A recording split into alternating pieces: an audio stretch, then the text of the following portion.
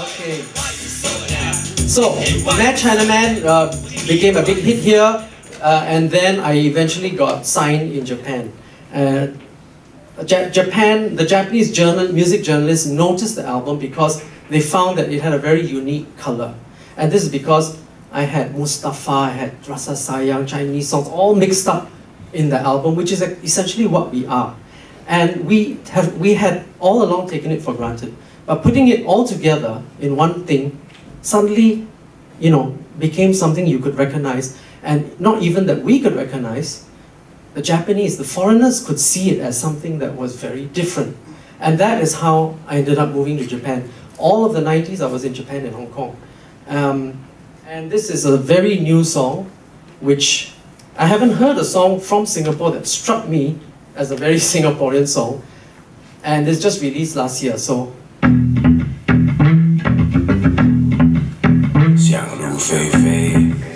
This is my dear friend Shiga. So I'm not sure if this is a comedy song or what, but it's a really cool song. And if it makes you smile, so be it. I think we haven't found any answers, but there is something that I think we need to recognize. Okay, a Singapore song cannot happen, I think, in our lifetime.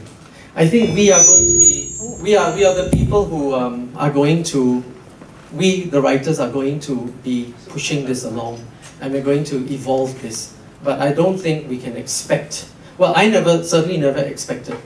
Now, when I was doing all the Mad Chinaman albums using folk songs from around, I realized we didn't have any. Because, our folk songs are borrowed from other cultures. But what makes a folk song?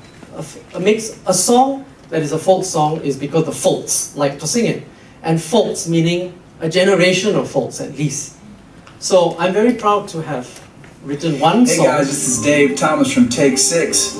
Until even Americans are singing it. We're going to be at the Esplanade. This was a trailer that they made. Take 6 We have some great material for you. Matter of fact, I've been working on a famous song there in Singapore. It's called Home. Check out a little bit of this.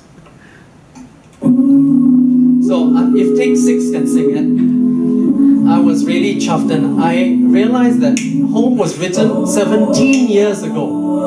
Okay, so something like Di Tanjung Katong, it's a song, a Singapore song needs to last, it needs to survive.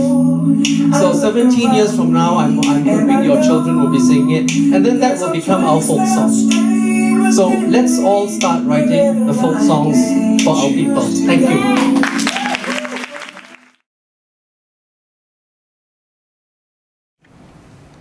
The other one is kind of like, you work towards it. A lot of my early works were based on inspiration, whether it's like Sometimes When I Feel Blue, and maybe you've heard it just not coming in. Those songs were kind of like, came spur of the moment, it arrived. Within 30 minutes, the song is there. A lot of my more popular songs in Malay also were kind of like that. They just kind of appeared. And I just learned this new word the other day, it's called channeling. So basically you kind of like your Wi-Fi is open and you're receiving whatever signal that you're getting, and then whatever comes, and then usually songs like that is very hard to tweak. After I finish writing it, I find it very difficult to change anything. And for me, that's a gift. Some songs are a gift because you're probably there because your antenna is open, your Wi-Fi is open, and you just receive it. I'm sure a lot of songwriters, especially if you're young, you're less jaded like people like me. You tend to be more innocent and pure, and you kind of receive stuff quite much easier. And of course, as you go along, you learn about the business and you realize, all right, certain songs are good for radio, and obviously when you become a professional musician and you start talking about royalties, and obviously when you write a pop song, whether it's folk or metal or rock, but it's within the popular music context, you want it to be on radio. Then you learn the radio format, like how many minutes, the radio play, usually 3.5 minutes. When in doubt about writing a song, I always look at the Beatles. They get it right. The right intro and all that. So now my process of writing is, obviously I do still wish and pray to get like those inspired moments where the song just appear. and you can't really claim any authorship to it really, purely just because you are there just channeling it. It's meant to be. Maybe in my personal opinion, if someone else's tab is open at that time, or their mind is, their Wi-Fi is open, they're probably writing that song.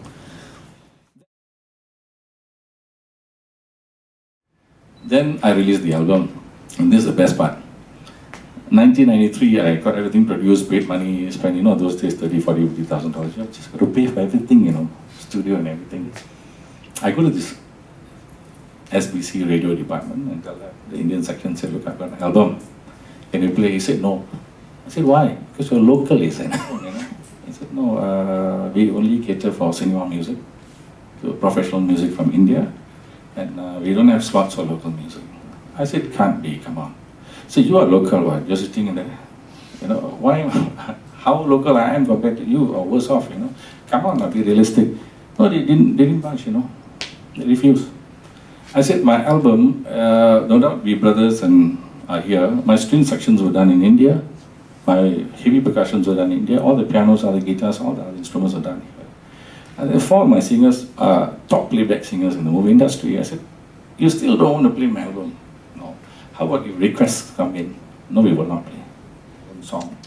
We sit together as brothers, 3 or 4 of us, and friends, and we write this beautiful arrangement, jazz stuff, that funky thing, everything we do. And we come up with such great music, and people say, we don't understand it. And then I decided to do a very basic 3-chord, basic, elastic song, and which I really don't like to sing on stage. And it becomes a hit. It became a hit until today, from 93 until now. You won't believe it. And so we need to understand that there is this division.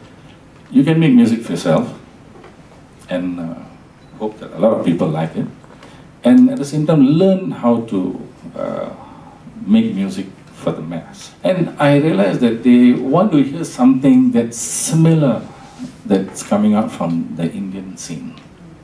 Whatever is coming from India, like from the US, you need to be something like that. Then they recognize you, and I became overnight a guy, like they accepted me finally, and not because of my better songs, the other ones. And I refused to write like the other songs anymore, and then where do I strike the balance? What is songwriting to me? Then I came to a point that I said, I just have to write what I have to write. It's very hard to find out where the pulse is. It's sometimes it's just luck. Like he said, you can just write something and people are like, oh, that's the song. And you Right, so the NEA Echo Music Songwriting Competition is a really great way for those who would like to join competitions. I've been a judge and mentor for 2 years myself, and I've met some really great songwriters there. I joined a lot of songwriting competitions when I was young, probably like Dick as well, and I actually won quite a lot of songwriting competitions. I think a lot of songwriters are probably introverts, right? We are very reflective people, we think a lot, we write about the world and our feelings, and we're very introverted and we're very precious about our music and our lyrics. It's really hard to write with other people. But I found that one of the joys of songwriting is truly collaboration. You could, Dru is like nodding vigorously, writing with young people, writing with a producer. If you're a lyricist, you could even write with another lyricist. You don't always have to, co-write with someone who comes up with the melody.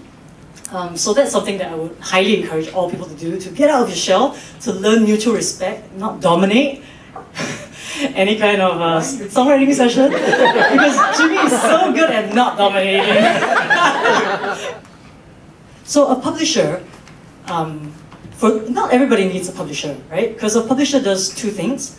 The first part that it does is non-creative processes that are involved in songwriting, such as registration, exploitation, and collection of monies, which is very important, and it's probably why all the people in front have publishers. But the second part of having a good publisher is having someone who believes in your songs and can develop the potential of your song.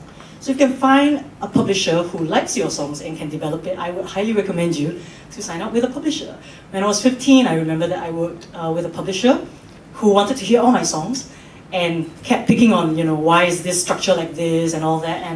And I felt that it was an encouragement to me that someone was interested, saw potential, and told me all the parts that could have been better.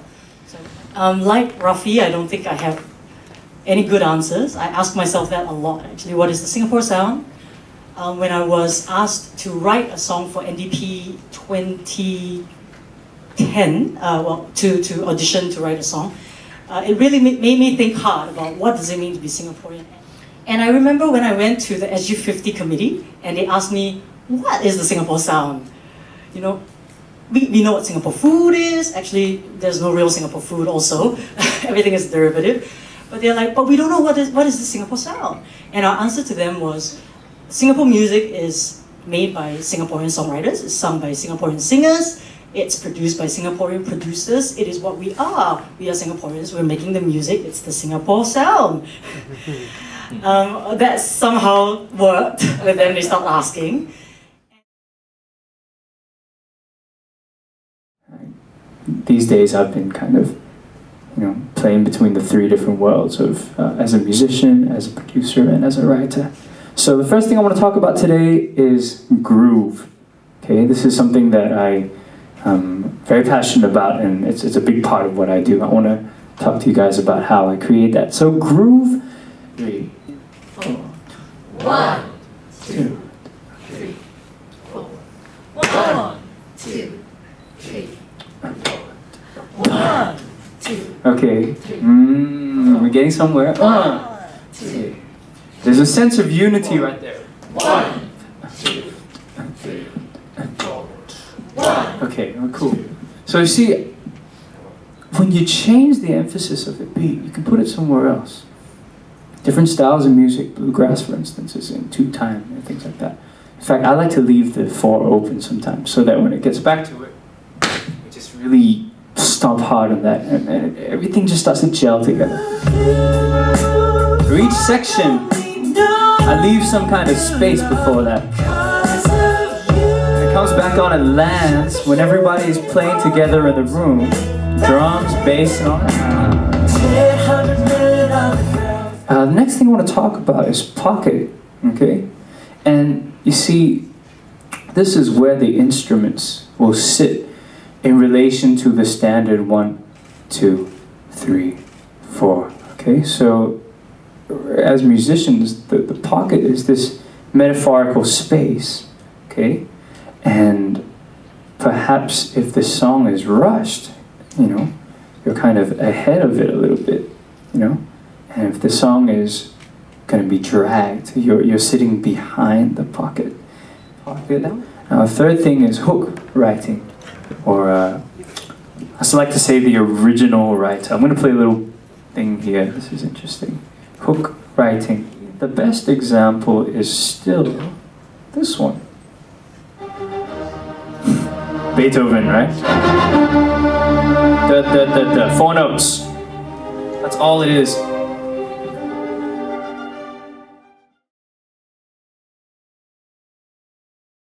Eventually I realized after being inspired by the island that what I needed to do as an artist was like, oh okay, I found Ubin, the spirit that I wanted to capture, and myself as well, kind of like embroiled in all of this. And I thought, okay, I can't record on the island that Grand Vision's dashed. And then I brought my H4n, which is a small little recording device that you could power up to AA batteries, and you start capturing sounds. Sampled that in the album, because eventually I felt that the sound in Ubin, or the heart of Ubin, right now it's getting so invaded by urbanization. And whether I like it or not, it's gonna happen, and it will. And I wanted to be able to reflect that juxtaposition of organicness being intruded by technology, or that need to progress, that the word that we all Singaporeans love so much. And I thought it would be a great idea to marry both, and to kind of depict Ubin in that sense. Take the organic aspect and mess around with it, turn it into electronic beats, turn it around to as an artist, to be able to fully immerse yourself in the subject. And if there's anything that I've learned thus far, is that it has to mean something. I've tried work where it didn't mean anything to me before, and I thought, okay, this is going to help, this is going to be good. and somehow it didn't come out to the way that I wanted to. Even if it had success sometimes, I wasn't really happy. And then personally, on my level, I always just felt that as an artist, it's important to do compelling, relevant work. And I think it could be anything. And there's no shame in writing a pop song or writing for the masses at all, but it needs to be relevant in people's hearts.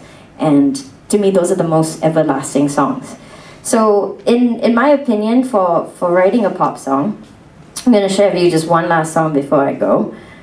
This one is called Simple Kind of Life. And it is my attempt on writing a pop song in context of this. What I did was I still continued to sample the sounds of Ubin, included some, there's a couple of there's angklongs in this song, and this is my attempt of writing something that is sort of accessible as possible with the confines of meaning what I really want to say.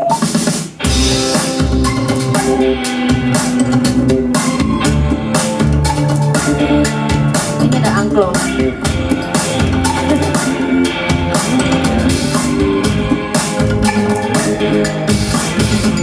Songwriting. I think my message really today is to write work that is compelling to you, that means something to you, and for you to totally immerse yourself. It's something that you could be 100% for and be passionate about. But when I finally decided to do it on my own, right, I realized that I could never match this man because of what he's done, right? So I decided, okay, well, if he's going to do it in Japan, then I'm going to do it in Taiwan. And then when I looked at it, I realized the reality of it was in Singapore, we don't have, well, one, we're a really small country. Then two, we don't have a unified language. We don't have that. We actually have about 3 or 4 languages in Singapore. So that little bit, like this little island, you're still carving out into 4 different languages. So I kind of made I always tell people that I sold out because I think in English. I listen to English music. I come from ACS, right? I never even listened to Chinese music because my Chinese was so bad. So I never actually wrote or sang or listened to Chinese music, but I made a very conscious decision that if I was going to make music my living, I needed to go where the market was. And unfortunately for me, because I'm not Malay, I would have gone to the Malay market because it's a lot nearer.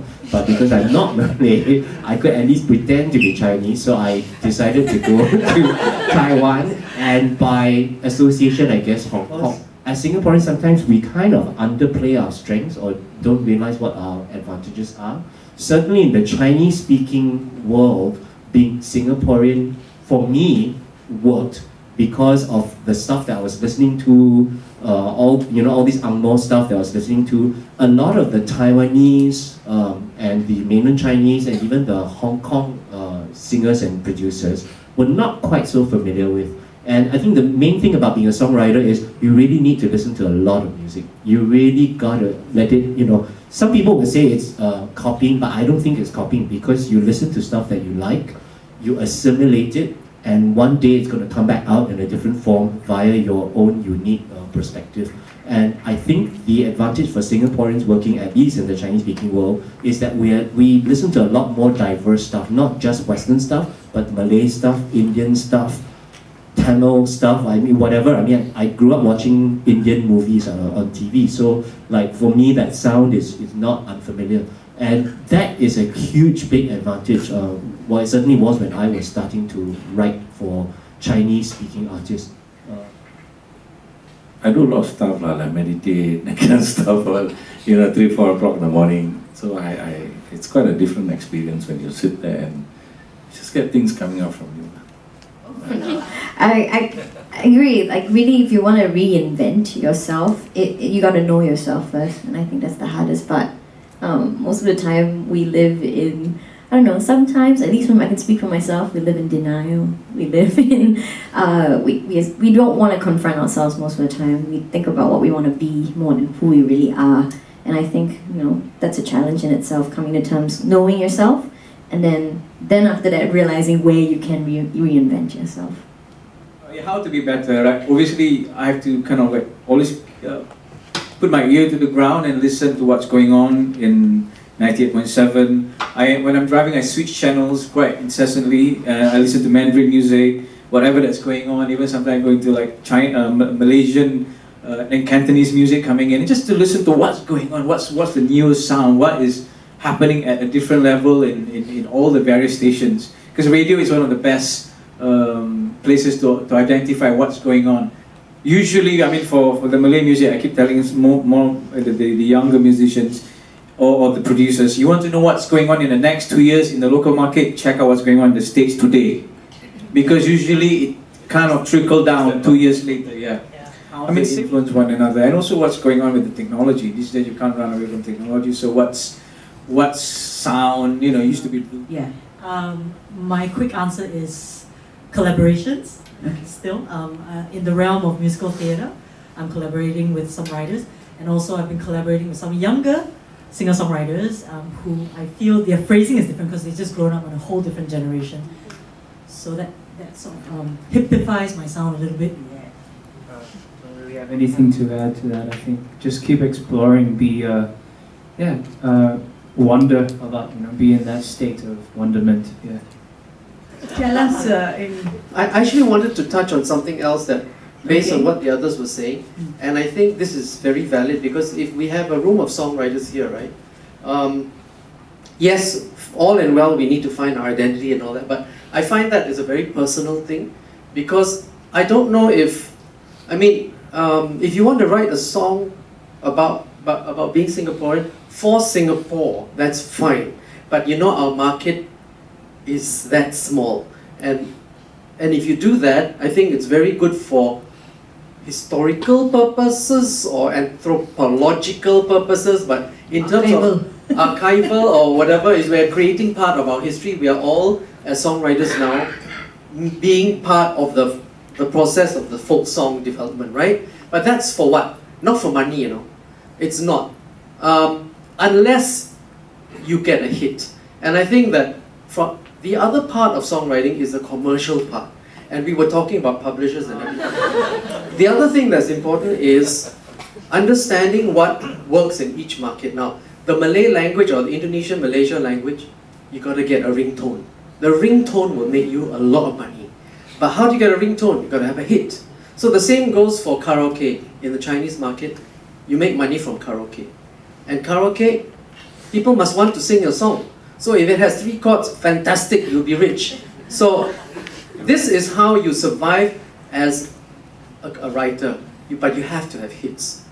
any specific... I became a full-time singer when I was 34. Oh? Yep, I went to Japan when I was 34. I went to India when I was 35. So before that, I was working in a job just like you. Me too, I turned at 32.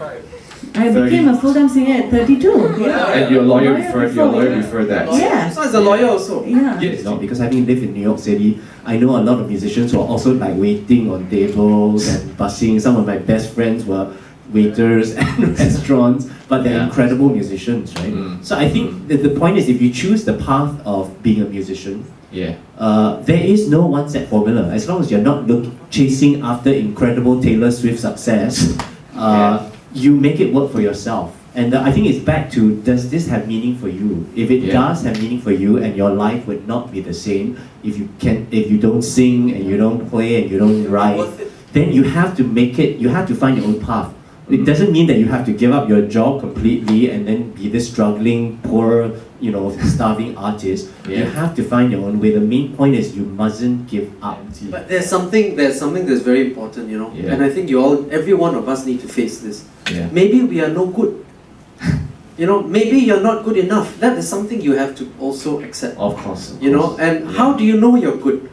How did I know? I had to play. I went to the NUS to play at lunchtime so often that people thought I was studying there. I need an audience, because if I have no audience, I don't know if I'm good. If no one turns up to my show, then I know I'm no good. If people don't buy my records or don't download my thing, you got to have some kind of reassurance from out there. So, is it something like a final frontier that we can write a song that can represent all the races for Singapore? That's what we are aiming. That's what we are aiming to do. But I mean, we won't. I don't think we will see it in our lifetime. If we all continue to work towards it, it will evolve.